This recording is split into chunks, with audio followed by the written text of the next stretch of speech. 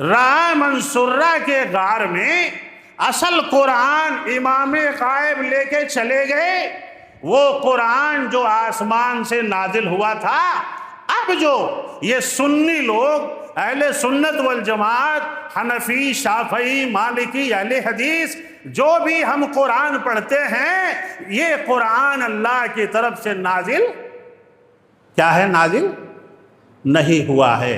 یہ عقیدہ ہمارا ہے، یہ عقیدہ ایرانیوں کا ہے۔ کس کا؟ یہ عقیدہ کس کا ہے؟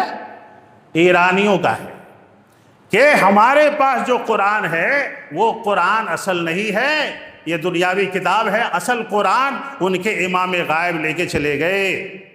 ان الحمد للہ نحمده ونستعینه ونستغفره ونعوذ باللہ من شرور انفسنا ومن سیئات اعمالنا، من يهده الله فلا مضل له ومن يضلل فلا هادي له، وأشهد أن لا إله إلا الله وحده لا شريك له، وأشهد أن محمدًا عبده ورسوله، يا أيها الذين آمنوا اتقوا الله حق تقاته ولا تموتن إلا وأنتم مسلمون، يا أيها الناس اتقوا ربكم الذي خلقكم من نفس واحدة وخلق منها زوجها وبث منهما رجالا كثيرا ونساء، واتقوا الله الذي تساءلون به والأرحام، إن الله كان عليكم رقيبا، يا أيها الذين آمنوا اتقوا الله وقولوا قولا سديدا يصلح لكم أعمالكم ويغفر لكم ذنوبكم، ومن يطع الله ورسوله فقد فاز فوزا عظيما،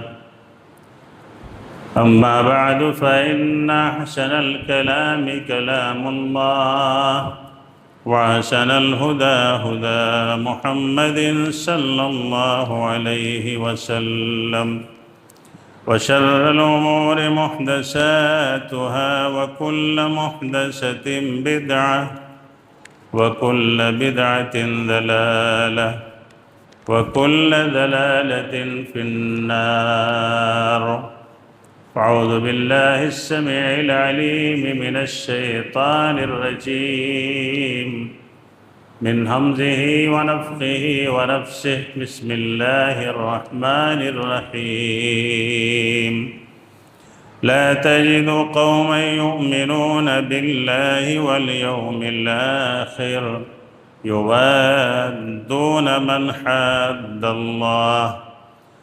حاد الله ورسوله ولو كانوا آباءهم أو إخوانهم أو عشيرتهم،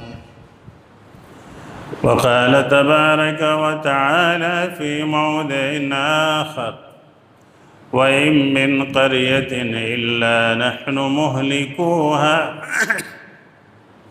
قبل يوم القيامة أو معذبوها عذابا شديدا، وكان ذلك في الكتاب مسطورا، رب اشرح لي صدري ويسر لي أمري واحلل عقدة من لساني يفقه قولي، سبحانك لا علم لنا إلا ما علمتنا إنك أنت العليم الحكيم، اللهم انفعني بما علمتني وعلمني ما ينفعني وزدني علما،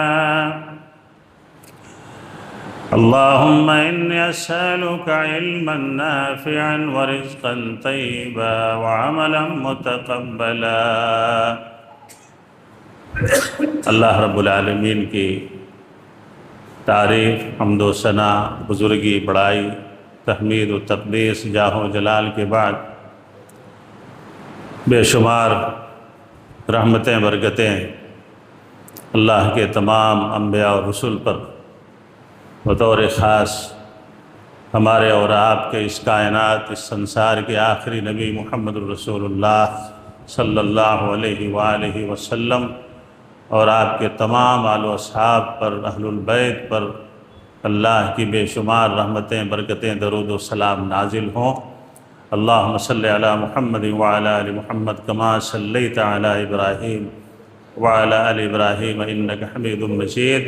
اللہم بارک علی محمد وعلی آل محمد کما بارکت علی ابراہیم وعلی آل ابراہیم انک حمید مجید۔ عقیدہ الولاء والبراء کی اہمیت کے تعلق سے یہ تیسرے جمعے کا خطبہ میں آپ کے سامنے دے رہا ہوں، اور آج اس میں ایک اضافہ میں نے کیا ہے کہ عقیدہ الولاء والبراء کے تعلق سے موجودہ جو جنگی حالات چل رہے ہیں دنیا میں، اس میں کچھ ایسے نام نہاد مولوی علماء جو اپنے آپ کو عالم بھی کہتے ہیں اور لوگوں کا رہبر بھی کہتے ہیں، ان لوگوں نے ایک عجیب بدبو پیدا کر رکھی ہے سماج میں۔ اس بدبو سے، اس سڑاند سے نہ وہ خود محفوظ ہیں نہ دوسروں کو محفوظ رکھنا چاہتے ہیں۔ ان علماء سے بھی چند سوالات ہیں، اور یہ کچھ ایسے سوالات اور جوابات آپ کو میں آج دینے جا رہا ہوں کہ آپ کا دل مطمئن ہوگا انشاءاللہ۔ اور اس سے پہلے کہ اگلی باتیں میں عرض کروں، یہ الولاء البراء کا مفہوم ہم نے 2 جمعہ سن لیا ہے، جس کی پھر میں تجدید کر دوں کہ الولاء کہتے ہیں اللہ کے لیے محبت، البراء کہتے ہیں اللہ کے لیے عداوت۔ 2 جملے میں یہ 2 جمعے کی تقریر جو آپ نے سنی ہے یہی ہے کہ اللہ کے لیے دوستی، اللہ جسے پسند کرے اس سے دوستی، اور نبی کے لیے دوستی، نبی جسے پسند کریں صلی اللہ علیہ وسلم ان سے دوستی، ان سے محبت، یہ ہے الولاء۔ البراء کیا ہے؟ اللہ جسے ناراض ہو، اللہ کا جو دشمن ہو اس سے بغاوت، اس سے دشمنی کا اعلان، اور نبی محترم صلی اللہ علیہ وسلم کا جو باغی ہو، صحابہ کرام کا جو باغی ہو، مومنین کا جو دشمن ہو، جس کا عقیدہ قرآن و حدیث کے مطابق نہ ہو، جسے صحابہ کرام سے اور مومنین سے محبت نہ ہو، اس سے بغض و عداوت کو البراء کہا جاتا ہے۔ یہ میں نے آپ کو پھر سمجھا دیا، اس نقطے کو ذہن میں رکھیں۔ اور اگلی باتیں جو قرآن کریم سے میں نے سورۃ المجادلہ سے آج کے خطبے کی میں نے شروعات کی ہے، سورہ مجادلہ کی آیت نمبر 22 سے، اور اسی قسم کی آیتیں پچھلے جمعہ میں ہم نے آپ کو بتایا تھا کہ اللہ کا عذاب جب شروع ہوتا ہے، اللہ کے طرف سے جب عذاب کا آغاز ہوتا ہے تو پھر سیز فائر نہیں ہوتا۔ یہ میں نے پچھلے جمعہ یہ بات کہہ کے اپنی بات کو ختم کیا تھا۔ اس پہ بھی میں چند باتیں آپ کو سمجھانے کی کوشش کروں گا تاکہ بات بالکل واضح ہو جائے، اور آپ بھی کسی کو اس عقیدے کو آگے بڑھائیں، اسی طرح سے سمجھانے کی کوشش کریں جس طرح ہمیں قرآن سمجھاتا ہے اور محمد رسول اللہ صلی اللہ علیہ وسلم کا فرمان سمجھاتا ہے۔ تو آج کی شروعات جو ہوئی ہے، لا تجد قوما یؤمنون باللہ والیوم الآخر، یہ پہلی چیز ہے جو اس آیت میں 3 باتیں بتائی گئی ہیں اللہ کی طرف سے۔ اس میں مخاطب واحد ہے، مخاطب واحد ہے، سنگولر ہے، پہلی بات سمجھ، یعنی اس آیت میں مخاطب صرف محمد الرسول اللہ صلی اللہ علیہ وسلم ہے۔ اے میرے نبی آپ نہیں پائیں گے، اس کا لغوی ترجمہ، لفظی ترجمہ، لا تجدو قوما، ایسی جماعت اور ایسی قوم کو آپ نہیں پائیں گے جو ایمان رکھتی ہو اللہ پہ، یوم آخرت پہ۔ سنیے اسے، یعنی اس کا ترجمہ اگر ایسے کریں سلیس اردو میں کہ جو اللہ پہ، یوم آخرت پہ ایمان رکھنے والے لوگ ہوتے ہیں، آپ ان کے اندر یہ بیماری نہیں پائیں گے، یہ نقص نہیں پائیں گے، یہ باطل عقیدہ نہیں پائیں گے۔ کون سا باطل عقیدہ؟ کون سی بیماری؟ اس کی وضاحت میں یہ آیت آگے بتا رہی ہے۔ بات سمجھ میں آئی کہ نہیں آئی؟ نہیں سمجھے آپ کا چہرہ دیکھ کے لگ رہا ہے کہ آپ نہیں سمجھے۔ ادھر دیکھیے میری طرف، سمجھ میں آئے گی بات۔ عقیدہ سمجھا رہا ہوں، اسے سمجھنے کی کوشش کریے، نیند مت کریے، سوئیے مت۔ اے میرے نبی آپ کو یہ بات اچھی طرح معلوم ہو، 1450 سال پہلے محمد الرسول اللہ صلی اللہ علیہ وسلم پہ اس آیت کا نزول ہوا، 1450۔ اللہ اور یوم آخرت پہ ایمان رکھنے والے لوگ اللہ کے دشمنوں سے محبت، اب سمجھ میں آئی نہیں؟ دیکھیے آگے، یوادون، مودت، یوادون سے کیا ہے؟ مودت، محبت، رشتہ، دل میں کشش نہیں رکھتے۔ کن لوگوں سے؟ من حاد اللہ ورسولہ، اللہ کے دشمنوں کی محبت ایمان والوں کے دلوں میں آپ نہیں پائیں گے۔ یہ سلیس ترجمہ ہے۔ محمد الرسول اللہ صلی اللہ علیہ وسلم کو اللہ مخاطب کر کے سنگولر صیغہ واحد کے ساتھ فرما رہا ہے۔ اللہ اور اس کے دشمنوں کو ہمیشہ اللہ کے دشمنوں کو دشمن سمجھا جائے، ان سے کسی طرح کی محبت اور مودت نہ رکھی جائے۔ آگے اللہ نے بیان کر دیا جو سب سے قریبی رشتے ہوتے ہیں، ان رشتوں کو بھی بیان کر دیا۔ جب اتنے قریبی رشتوں کو اللہ بیان کر رہا ہے، کیا کہا؟ وَلَوْ كَانُوا آبَاءَهُمْ وَإِخْوَانَهُمْ وَعَشِيرَتَهُمْ، کوئی بھی ہو اگر اللہ کا دشمن، ایران تو بہت دور ہے، ایران تو بہت دور ہے، اللہ نے کہا کہ اگر ہمارے گھر میں ہمارا باپ اللہ کا دشمن ہے تو اس سے دوستی نہیں رکھی جائے گی۔ بھائی اگر اللہ کا دشمن ہے، نبی کا دشمن ہے، صحابہ کا دشمن ہے، تو اس سے محبت نہیں رکھی جائے گی۔ ایران تو بہت دور ہے، توران تو بہت دور ہے۔ اللہ ہمیں ان آیات کو سمجھنے کی توفیق عطا فرمائے۔ جی ہاں، اس فتنے کے دور میں اگلی آیت میں نے جو پڑھی، جو میں نے کہا تھا کہ اللہ کے کتاب میں عذاب ہے، سیز فائر نہیں ہے۔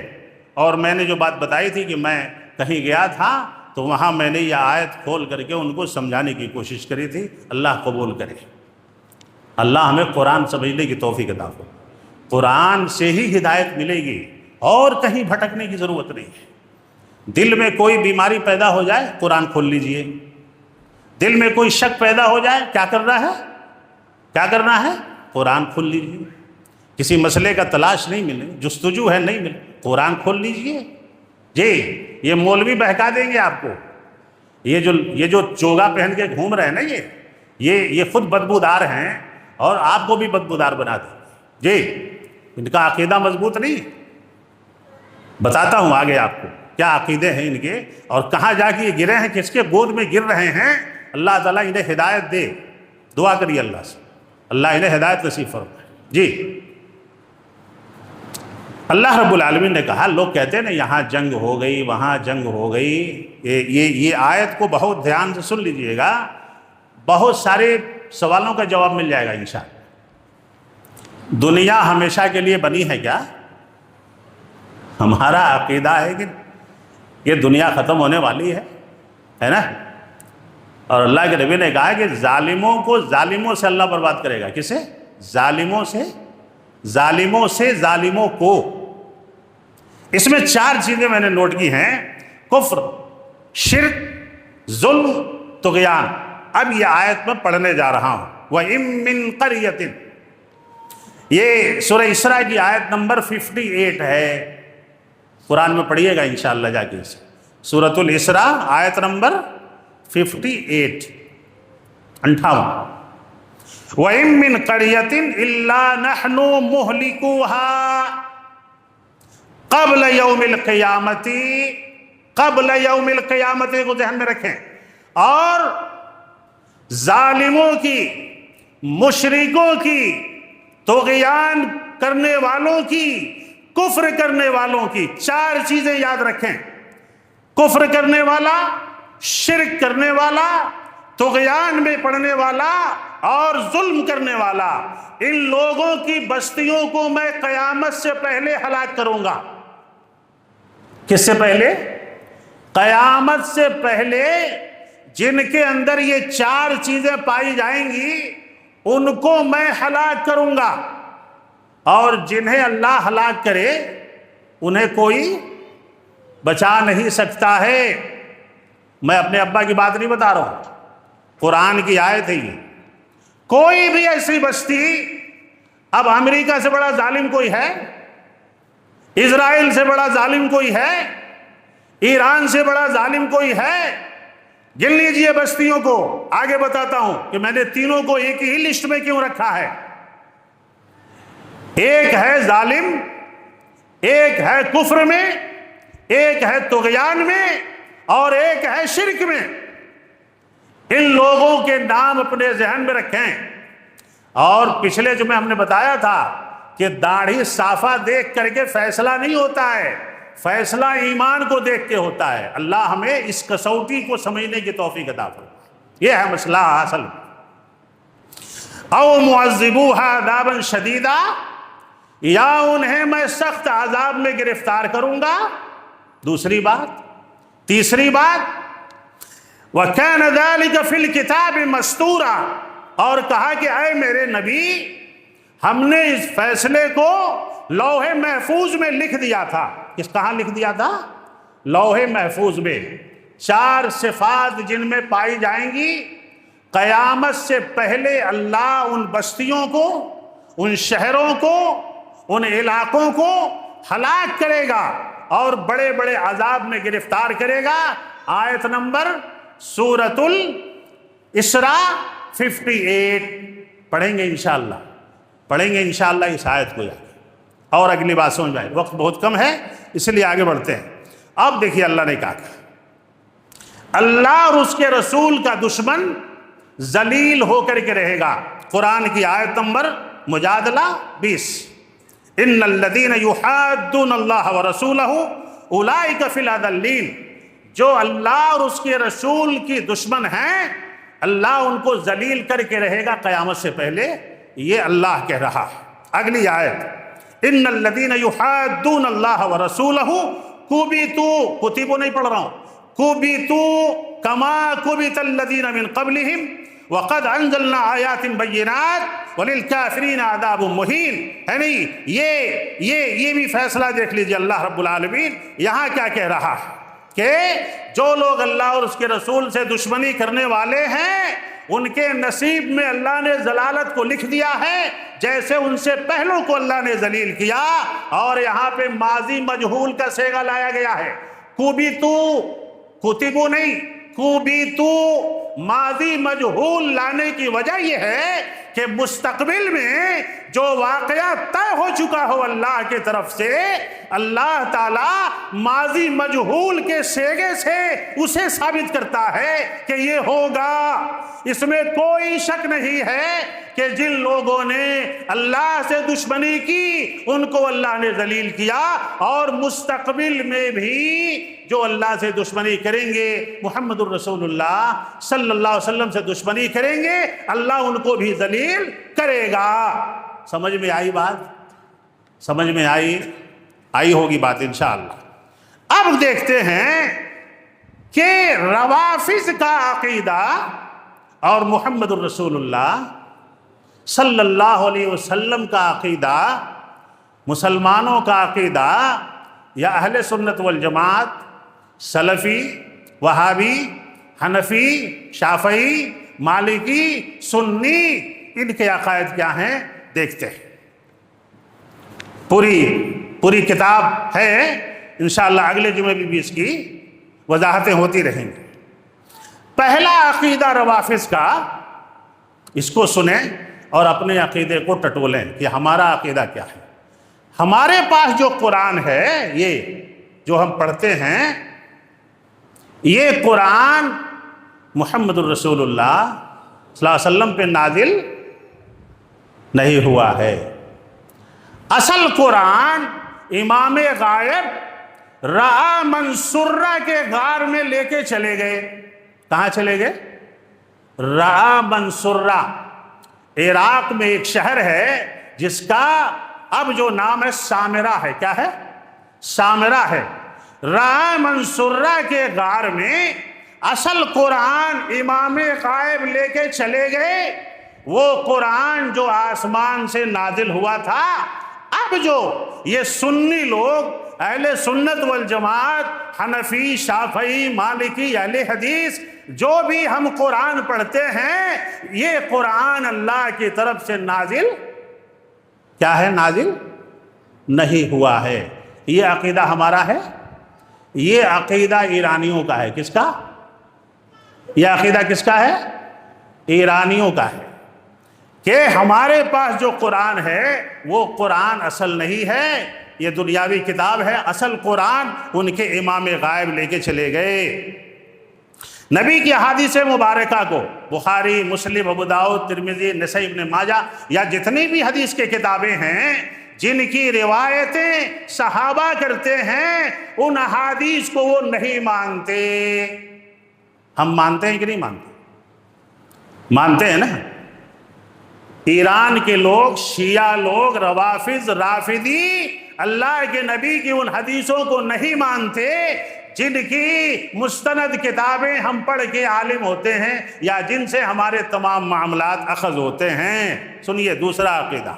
تیسرا عقیدہ، ان کے پاس 4 کتابیں معیار ہیں اور اس کے علاوہ وہ کسی کتاب کو نہیں مانتے۔ پہلی کتاب اصول الکافی، یہ ابو جعفر کلینی کی لکھی ہوئی کتاب ہے، اور یہ اصول الکافی ان کے اندر بخاری کا درجہ رکھتی ہے۔ دوسری کتاب من لا يحضر الفقیہ، یہ امام قمی کی لکھی ہوئی کتاب ہے۔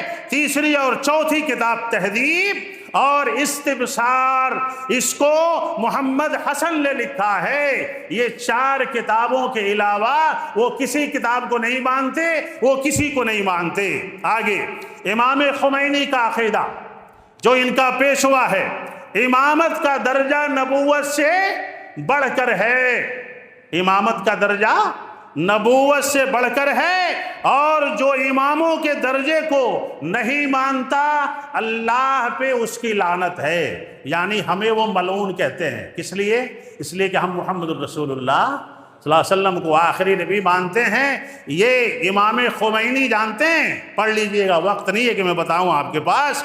اگلی بات ہے نہیں، امام معصوم ہوتا ہے، اور نبی کے بعد حضرت علی، حضرت حسن، حضرت حسین، اور ان کا انکار کرنے والا جو ان کا انکار کرے ہم اس کے رب کا انکار کرتے ہیں۔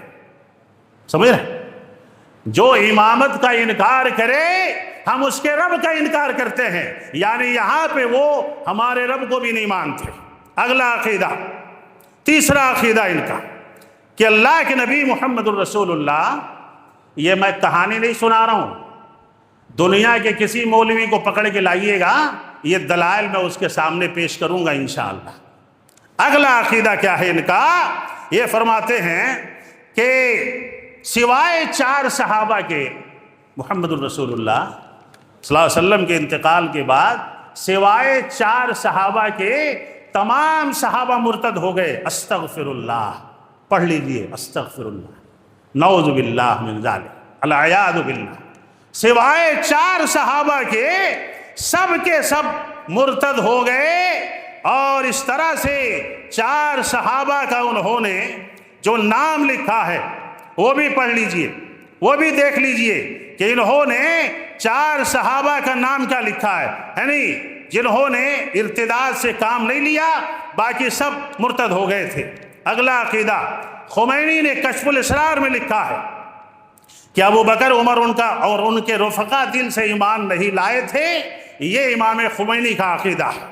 اس کے بعد جہنم میں ایک صندوق ہے، یہی یعنی جلال العیون میں یہ باقر مجلسی لکھتا ہے، جو ان کا بہت بڑا رائٹر ہے، وہ لکھتا ہے کہ جہنم میں ایک صندوق ہے، اس میں 12 آدمی بند ہیں۔ کتنے آدمی؟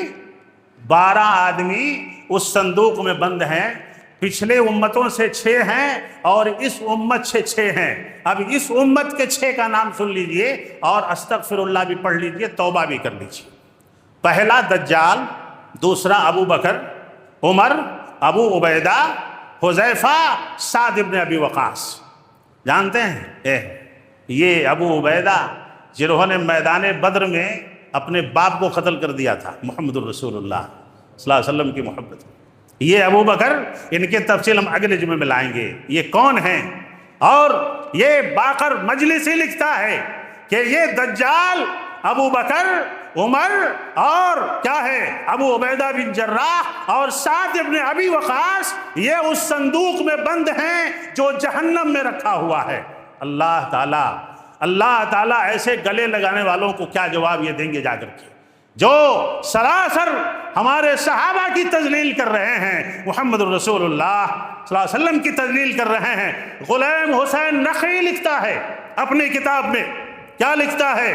جو کردار نوح کی اور لوط کی بیویوں نے کیا، سنیے اسے، عقیدہ مضبوط کیجئے، اللہ ہمیں عقیدہ مضبوط کرنے کی توفیق عطا فرمائے۔ جو کردار نوح کی بیوی نے، لوط کی بیوی نے، یہ کون تھی دونوں؟ اللہ کی نافرمان تھی۔ لوط کی بیوی، نوح کی بیوی، دونوں اللہ کی نافرمان تھی۔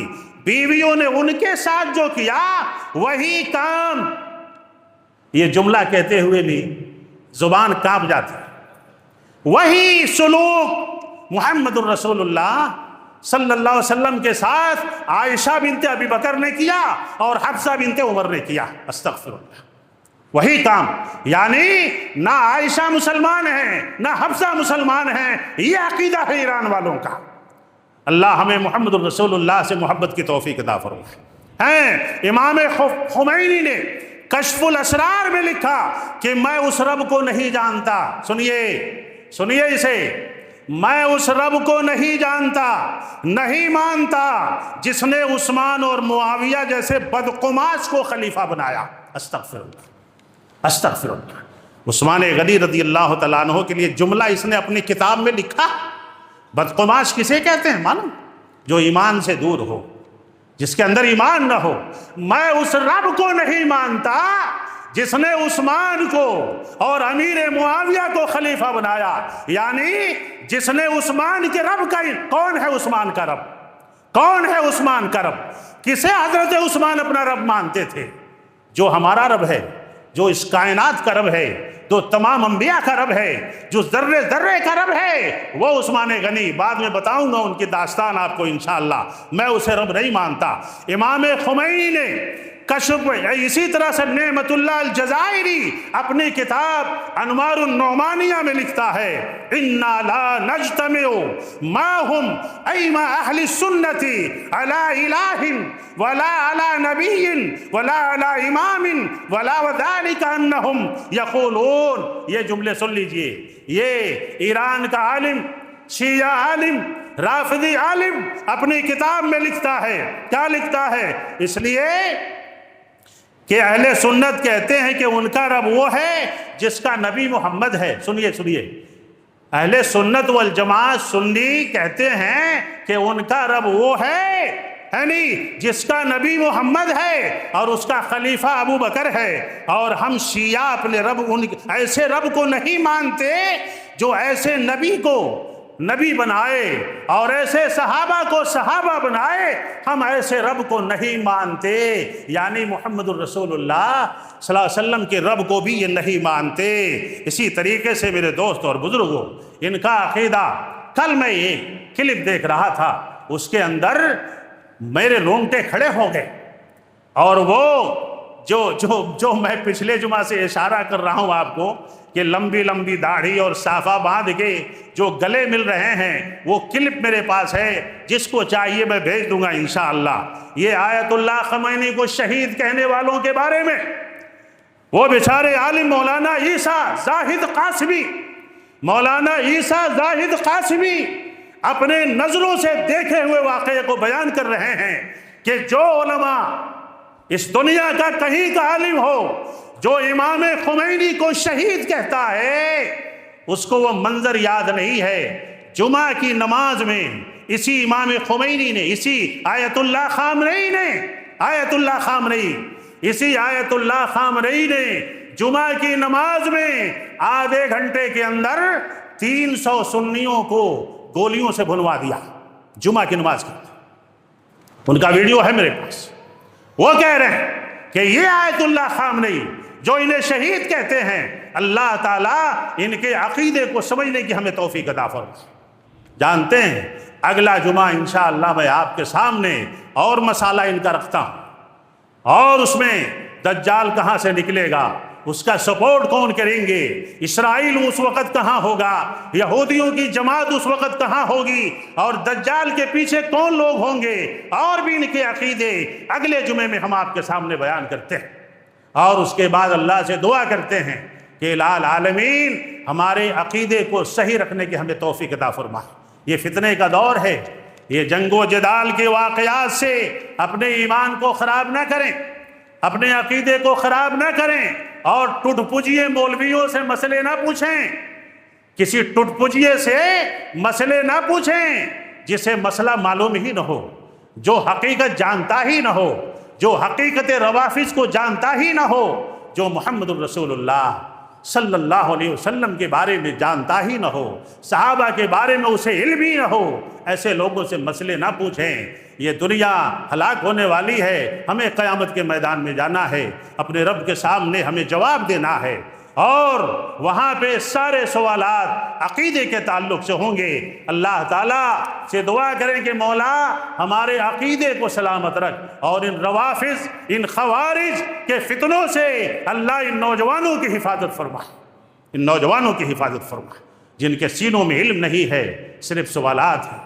اللہ سے دعا فرمائے کہ بار الہ ہمیں زندہ رکھ اسلام پہ، ایمان پہ، اور جب خاتمہ ہو تو خاتمہ بالخیر عطا فرما۔ آمین۔ اقول قولی ھذا استغفر اللہ لی ولکم ولسائر المسلمین انہ تعالی جواد کریم ملک الرؤوف الرحیم۔